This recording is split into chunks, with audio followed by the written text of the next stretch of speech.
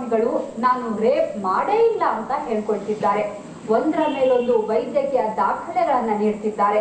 ಆದ್ರೆ ನ್ಯಾಯಾಲಯದ ಆದೇಶದಂತೆ ಸರ್ಕಾರಿ ವೈದ್ಯಕೀಯ ಪರೀಕ್ಷೆಗೆ ಮಾತ್ರ ಹಾಜರಾಗ್ತಿಲ್ಲ. ಇದಕ್ಕೆ ಕಾರಣ ಏನು ಅನ್ನೋದನ್ನ ನೀವೇ ನೋಡಿ. ವೈದ್ಯಕೀಯ ಪರೀಕ್ಷೆಗೆ ನಿತ್ಯಾನಂದನ ಹಿಂಜರಿಕೆ ಏಕೆ? ಸಿಐಡಿ ಪದೇ ಪದೇ ನೋಟಿಸ್ ಕೊಟ್ಟರು ಗೈರಾಗಿದ್ದು ಏಕೆ? ಪದೇ ಪದೇ ಅಮೆರಿಕನ್ ವೈದ್ಯರ ವರದಿ ತೋರಿಸ್ತಾ ಇರೋ ನಿತ್ಯಾನಂದ ತನ್ನಿಂದ ರೇಪ್ ಮಾಡೋಕೆ ಸಾಧ್ಯವೇ ಇಲ್ಲ ಅಂತ ವಾದಿಸ್ತಾ ಇದ್ದಾನೆ. ಆದ್ರೆ ಸರ್ಕಾರಿ ಆಸ್ಪತ್ರೆಯ ವೈದ್ಯರ ತಪಾಸಣೆಗೆ ಮಾತ್ರ ಒಲ್ಲೆ ಎನ್ನುತ್ತಿದ್ದಾನೆ.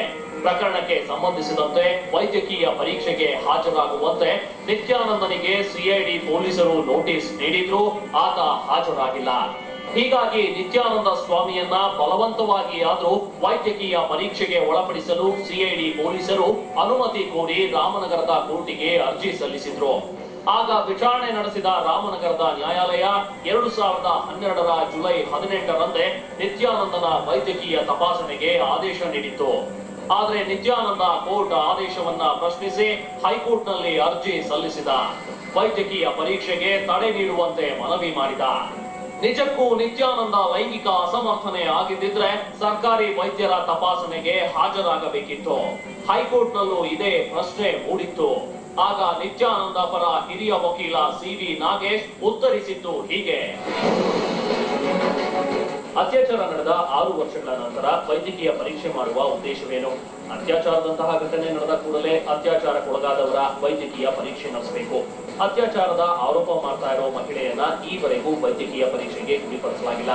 ಇನ್ನು ಅತ್ಯಾಚಾರದ ಆರೋಪ ಸಾಬೀತಾಗುವಂತಿದ್ದರೆ ಮಾತ್ರ ಆರೋಪಿಯ ವೈದ್ಯಕೀಯ ಪರೀಕ್ಷೆ ನಡೆಸಬೇಕು. ಆದ್ರೆ ವೈದ್ಯಕೀಯ ಪರೀಕ್ಷೆಯಲ್ಲಿ ನಿತ್ಯಾನಂದ ಲೈಂಗಿಕವಾಗಿ ಸಮರ್ಥ ಎಂದು ಸಾಬೀತಾದ್ರೂ ಅವರೇ ಅತ್ಯಾಚಾರ ಮಾಡಿದ್ದಾರೆ ಅಂತ ಸಾಬೀತಾಗುವುದಿಲ್ಲ. ಅದೇ ರೀತಿ ಒಂದು ವೇಳೆ ನಿತ್ಯಾನಂದ ಲೈಂಗಿಕವಾಗಿ ಅಸಮರ್ಥ ಅಂತ ವೈದ್ಯಕೀಯ ವರದಿಯಲ್ಲಿ ಸಾಬೀತಾದ್ರೆ ಸಿಐಡಿ ಪೊಲೀಸರು ರೇಪ್ ಕೇಸನ್ನ ಹಿಂಪಡೆಯಲು ಸಾಧ್ಯವಿಲ್ಲ. ಪರಿಸ್ಥಿತಿ ಹೀಗಿರುವಾಗ ವೈದ್ಯಕೀಯ ಪರೀಕ್ಷೆ ನಡೆಸುವ ಉದ್ದೇಶ ಏನು? ವಕೀಲರ ವಾದ ಏನೇ ಇದ್ರೂ ಸಿಐಡಿಗೆ ನಿತ್ಯಾನಂದನ ವೈದ್ಯಕೀಯ ಪರೀಕ್ಷೆಯ ಅನಿವಾರ್ಯತೆ ಇದೆ. ಯಾಕೆಂದ್ರೆ ವೈದ್ಯಕೀಯ ಪರೀಕ್ಷೆ ನಡೆಸದೆ ಸಾಕ್ಷ್ಯ ವಿಚಾರಣೆಗೆ ಮುಂದಾದ್ರೆ ಮುಂದೊಂದು ದಿನ ನಿತ್ಯಾನಂದ ತನ್ನಿಂದ ರೇಪ್ ಸಾಧ್ಯವಿಲ್ಲವೆಂದು ಅಮೆರಿಕನ್ ವೈದ್ಯರ ಸಾಕ್ಷ್ಯ ಕುಣಿಸೋ ಸಾಧ್ಯತೆ ಇದೆ.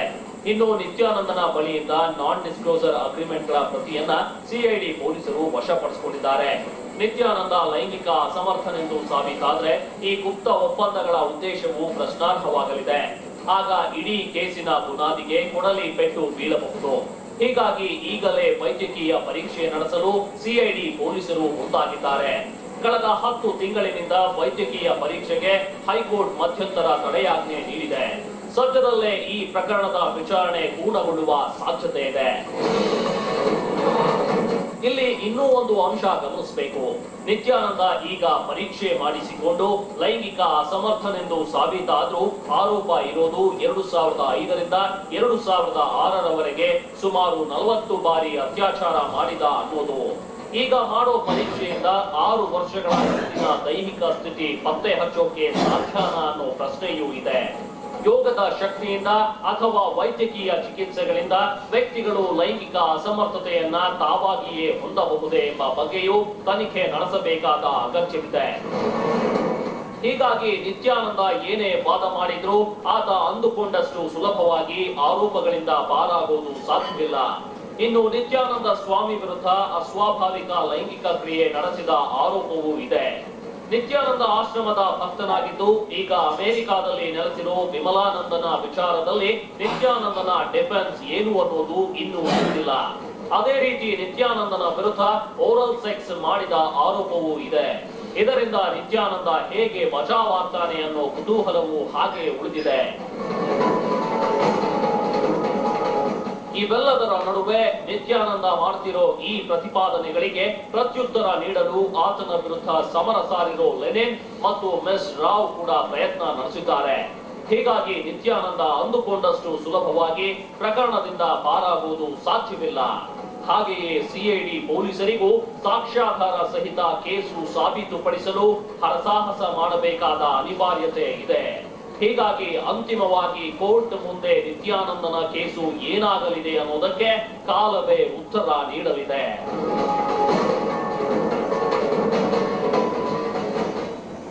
ಒಂದೆಡೆ ನಿತ್ಯಾನಂದ ಸ್ವಾಮಿಗಳು ನಾನು ಲೈಂಗಿಕ ಅಸಮರ್ಥ ಅಂತ ತಲೆ ಮೇಲೆ ಹೊಡೆದಂತೆ ಹೇಳ್ತಿದ್ದಾರೆ. ಆದ್ರೆ ವೈದ್ಯಕೀಯ ಪರೀಕ್ಷೆಗೆ ಮಾತ್ರ ಹಾಜರಾಗ್ತಿಲ್ಲ. ಹೀಗಾಗಿ ಯಾವುದು ಸತ್ಯ ಯಾವುದು ಸುಳ್ಳು ಅನ್ನೋದು ಗೊಂದಲ ಎದುರಾಗಿದೆ. ಇದೇ ಹೊತ್ತಿನ ವಿಶೇಷ. ನಿರಂತರ ಸುದ್ದಿಗಾಗಿ ನೋಡ್ತಾ ಇರಿ TV9.